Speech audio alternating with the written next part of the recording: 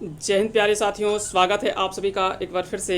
आइए, एक महत्वपूर्ण सूचना निकल कर आया हुआ है, उन चीज़ों को हम देखते चलेंगे। और ये झारखंड उत्पाद सिपाही के जितने भी पूर्व अभ्यर्थी थे जिन्होंने एग्ज़ाम में बैठा था, उनके लिए कह सकते हैं कि एक बड़ी खुशखबरी है।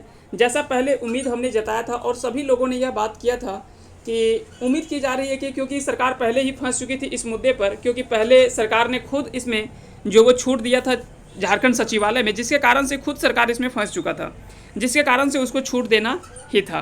तो फाइनली कह सकते हैं कि आज ये नोटिफिकेशन निकल कर आया हुआ है। उन चीज़ों को हम बात करेंगे और देखते चलते हैं क्या क्या उसमें बात किया गया है। इन सारी चीज़ों को हम आज एक एक करके सारे चीज़ों को देखते चलेंगे। सबसे पहले आपने ये देखा होगा कि आज का ये तिथि है 31/3/2022।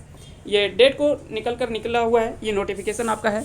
इसमें बोला गया कि माननीय झारखंड उच्च न्यायालय द्वारा याचिका संख्या WPC नंबर इतना दिया हुआ है, अंकेश कुमार एंड और versus the state of Jharkhand and और में दिनांक 28/3/2022 को पारित न्यायाधीश के आलोक में विज्ञापन संख्या 1/2022 झारखंड उत्पाद सिपाही प्रतियोगिता परीक्षा 2022 अंतर्गत उत्पाद सिपाही पद के लिए मात्र वैसे आवेदक जो विज्ञापन संख्या 2018 में, ठीक है, 04/2018 झारखंड उत्पाद सिपाही प्रतियोगिता परीक्षा 2018 की लिखित परीक्षा में शामिल हुए थे, उनके लिए अधिकतम उम्र सीमा की गणना हेतु संदर्भ तिथि निम्नवत संशोधित की जाती है।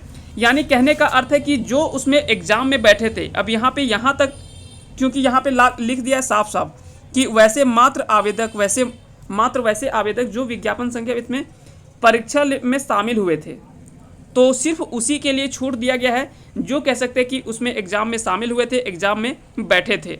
बाकी लोगों को इसमें छूट की बात जो वो नहीं की गई है, ये थोड़ा सा कह सकते हैं कि ये किया गया है। हालांकि इसमें सभी छात्रों को मौका देना चाहिए था, क्योंकि थोड़ा सा कहीं ना कहीं उन सभी छात्रों के साथ ये अन्याय हुआ है, कह सकते हैं कि जो इसमें बच रहे हैं। तो अगर बात करें इसमें से, तो पूर्व निर्धारित जो गणना तिथि था अधिकतम उम्र सीमा का, वो 1/8/2022 था, लेकिन अब उसको चेंज करके 1/8/2018 कर दिया गया है। लेकिन केवल उन विद्यार्थियों के लिए जिन्होंने एग्ज़ाम उसकी दी थी। उपयुक्त परिप्रेक्ष्य में झारखंड उत्पाद सिपाही प्रतियोगिता परीक्षा 2022 हेतु ऑनलाइन आवेदन समर्पित करने की तिथि निम्न रूपेण पुनः संशोधित की जाती है। इस प्रकार से फिर से जो वो एग्जाम डेट जो वो इसमें बढ़ा दिया गया है और फाइनल डेट जो अब कर दिया गया है, ऑनलाइन रजिस्ट्रेशन फोटो हस्ताक्षर अपलोड करने की तिथि 3 अप्रैल से लेकर के 10 अप्रैल तक के मध्य रात्रि तक आप फॉर्म को फिर से अप्लाई कर सकते हैं। सभी अभ्यर्थियों के लिए समर्पित ऑनलाइन आवेदन पत्र में संशोधन की तिथि दिनांक 11/4/2022 से लेकर के 14 तारीख तक इसमें जो वो संशोधन किया जा सकता है। जो भी कुछ कह सकते हैं कि इसमें एडिटिंग या किसी तरह का करेक्शन करना हो, तो ये 14 तारीख तक का डेट रखा गया है। तो कह सकते हैं कि एक जो एग्ज़ाम में बैठे थे और जिनको मौका मिला है, उनके लिए एक बड़ी राहत है, क्योंकि कहीं ना कहीं उनको एग्ज़ाम में दे करके और फिर अगर कहीं किसी फॉर्म में मौका नहीं मिलता है, तो यह थोड़ा दुर्भाग्य जैसा लगता है और ये कहीं ना कहीं निराशाजनक बात भी था।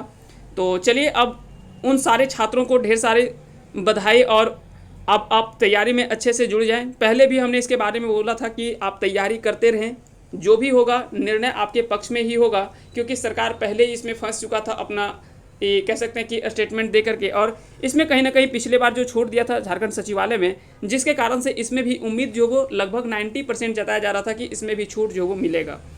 लेकिन इसमें बात ये दो तरह से था कि अब किन छात्रों को मिलेगा, सभी छात्रों को मिलेगा या सिर्फ एग्ज़ाम में बैठे हैं या जो फॉर्म भरे हैं उनको मिलेगा।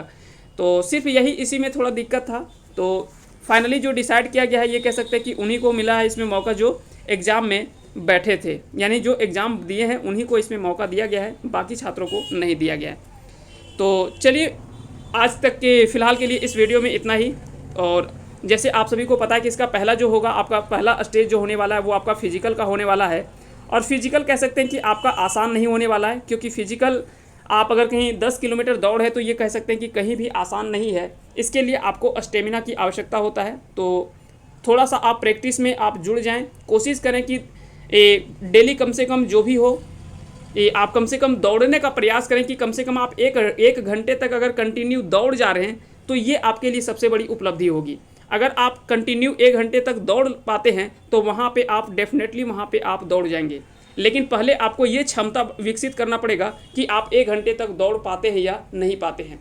उसके बाद में एग्ज़ाम का है, तो कह सकते हैं कि थोड़ा सा यहाँ पे उन छात्रों के लिए थोड़ा डिफ़िकल्ट होने वाला है जो ज़्यादा पढ़ने में तेज़ होते हैं उनके साथ प्रॉब्लम ये होता है कि वो थोड़ा फिजिकली उतने अच्छे नहीं हो पाते, और जो फिजिकली बहुत अच्छे होते हैं थोड़ा सा उनका एग्ज़ाम में थोड़ा सा उनका लेवल जो है वो थोड़ा लो होता है। तो यहाँ पे दोनों तरह का बात देखने को मिल सकता है, इसलिए थोड़ा सा अगर आप मेहनत करेंगे तो दोनों बैलेंस करके चलना पड़ेगा एग्ज़ाम के साथ साथ दोनों, क्योंकि ज़रूरी है। आपका फिजिकल भी इम्पोर्टेंट है और रिटेन भी इम्पोर्टेंट है। फिजिकल अगर आप पास कर जाते हैं उसके बाद टोटली तो डिपेंड हो जाएगा रिटेन के ऊपर ही, क्योंकि आपका फाइनल मेरिट जो बनने वाला है वो आपका बनेगा उसी के ऊपर। तो चलिए मिलते हैं अगले वीडियो में, तब तक के लिए आप सभी को ढेर सारी शुभकामनाएं। आप तैयारी जो वो अच्छे से करते रहें और जुड़े रहें, और अपना आत्मविश्वास हमेशा अपने साथ बनाए रखें। कभी धैर्य अपने आप में कह सकते कि धैर्य खोने ना दें, क्योंकि लोग लाख कुछ कहेंगे कुछ भी होगा, लेकिन आप अपनी तैयारी और अपना जो धैर्य है उसको आप हमेशा बनाए रखें, और एक स्ट्रांगली हमेशा आप बिहेव करें, और हमेशा कह सकते हैं कि एक पॉजिटिव वे के साथ आप आगे बढ़ें। और निश्चय ही आप अगर सकारात्मक रहते हैं तो आपको कोई कुछ नहीं बिगाड़ पाएगा, और आप निश्चय ही एक दिन सफल होंगे। तो आप सभी को ढेर सारी शुभकामनाएं, एक बार लास्ट तक वीडियो में बने रहने के लिए। चलिए मिलते हैं अगले वीडियो में, तब तक के लिए आपको जय हिंद, जय भारत।